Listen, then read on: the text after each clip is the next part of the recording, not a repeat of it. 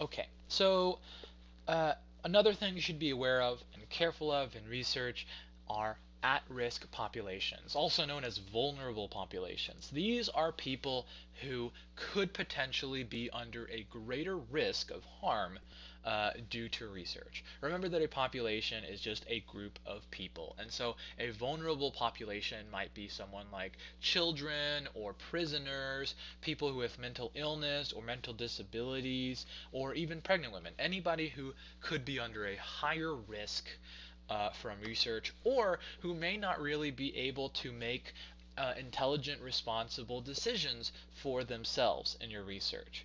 Why is it important to know and be aware of at-risk populations? Well, if you're going to do research on children, you can't ask the children for consent because realistically, they can't give consent. They're not old enough to really make those decisions for themselves. And so, in the situation of children, you need to get consent from the parents. But that's not all.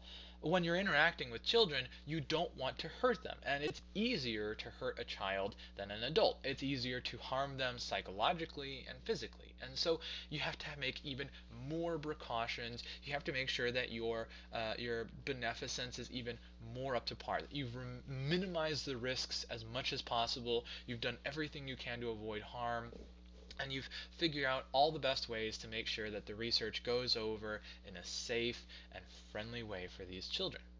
And the same thing is going to go for anybody else who might have a higher level of risk.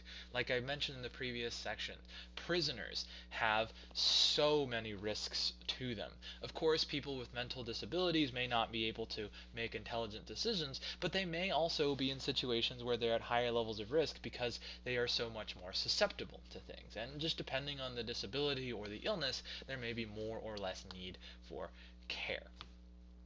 Uh, just to mention, when you are doing research, you're always going to submit that research to some sort of ethics committee before you perform the research. And if you are submitting research for that involves an at-risk population or a vulnerable population, you're going to have to put in that much more extra work to make sure that those people are treated right and safely.